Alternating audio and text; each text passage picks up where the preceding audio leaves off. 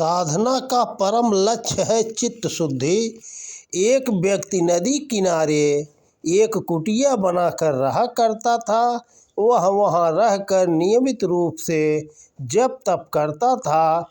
वर्षों की साधना से उसे कुछ सिद्धियाँ भी प्राप्त हो गई और अपनी उन सिद्धियों का प्रयोग वह भांति भांति के चमत्कार दिखाने में करने लगा। देखते ही देखते हजारों लोग उसके अनुयायी और प्रशंसक बन गए।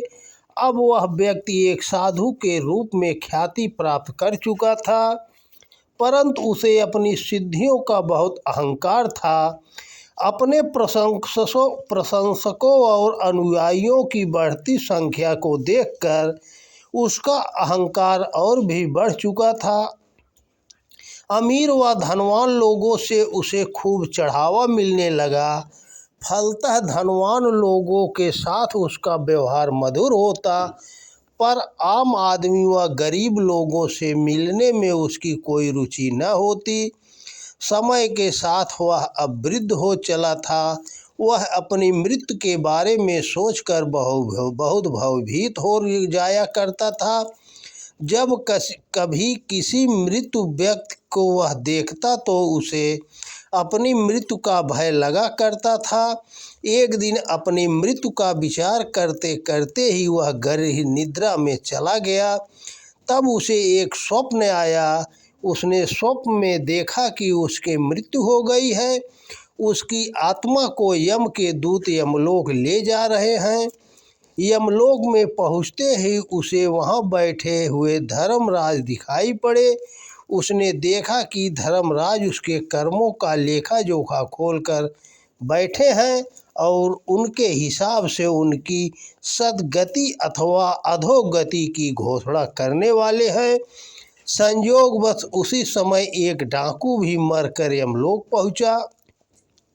धर्मराज अब दोनों की गति पर विचार कर घोषणा करने वाले थे, पर धर्मराज ने दोनों से कहा, इससे पहले कि मैं अपना निर्णय सुनाऊं, मैं तुम दोनों को अपने विषय में बोलने का अवसर देता हूं। डाकू ने तो हमेशा हिंसक कर्म किए थे, बुरे कर्म किए थे, इसलिए वह अपने कर्मों पर शर्मिंदा था और उसे इसका काफ़ी पछतावा भी था। वह सोच रहा था कि जीवन भर मैंने कितने घृणित कुकर्म किए हैं, कितने लोगों को सताया है, दुख दिया है, कितने लोगों की हत्या भी की है। यह सोचकर उसकी आंखों में आंसू भर आए।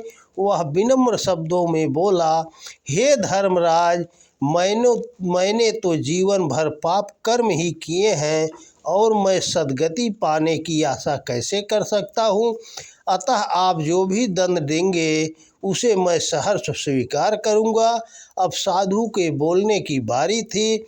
साधु बोला, हे धर्मराज, मैंने तो जीवन भर जप तप किए हैं, मैंने नित्य अग्निहोत्र भी किए हैं, मैंने कई धर्म ग्रंथों का अध्ययन भी किया है। अतः इसके आधार पर मैं अपने लिए स्वर्ग, मुक्ति, सद्गति आदि की आशा तो कर ही सकता हूँ। इसीलिए आप मेरे लिए स्वर्ग के सुख साधनों का शीघ्र प्रबंध करें। धर्मराज ने दोनों की बातें सुनी। फिर पहले डाकू से कहा, तुम्हें दंड दिया जाता है कि तुम आज से इस साधु की सेवा करो। डाकू ने सिर झुकाकर धर्मराज की आज्ञा स्वीकार कर ली, पर धर्मराज की यह आज्ञा सुनकर साधु ने आपत्ति जताते हुए कहा, महाराज, इस पापी के स्पर्श से तो मैं अपवित्र हो जाऊंगा। फिर मेरी भक्ति तपस्या का क्या मोल रह जाएगा, फिर पुण्य कर्मों का क्या महत्व रह जाएगा।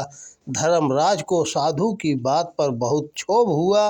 उन्होंने कहा, जिसे तुम डाकू कह रहे हो उसे कम से कम अपनी गलती का एहसास तो है, पश्चाताप तो है, पर क्या तुम्हें अपनी गलती का एहसास है?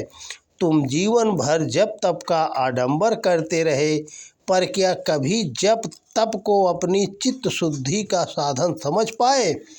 तुम तो सिद्धियों और चमत्कारों को ही सर्वोपरि मानते रहे। जब तब तो चित्त शुद्धि का साधन है और चित्त शुद्धि होने पर ही साधक को मोक्ष, मुक्ति, इष्ट दर्शन आदि दुर्लभ सिद्धियां प्राप्त होती है। धर्मराज आगे बोले, तुम तो जीवन भर अहंकार प्रदर्शन करते रहे, धनवान लोगों को ही अपने आश्रम में आश्रय देते रहे, दरिद्र नारायण के लिए तो तुमने कभी कुछ सोचा ही नहीं, इसलिए तुम्हारी तपस्या निष्फल रही। इसलिए तो तुम वर्षों के तप के बाद भी अहंकार ग्रस्त ही रहे। तुम यह जान ही नहीं सके कि सब में एक ही परमात्मा का वास है और सब में एक ही आत्म तत्व समाया हुआ है। अस्तु तुम्हारी तपस्या अधूरी और निष्फल ही रही। अतः आज से तुम इस डाकू की सेवा के साथ साथ अन्य दीन दुखियों की सेवा करके अपना तप पूर्ण करो। उसी तपस्या में फल है जो अहंकार रहित होकर की जाए।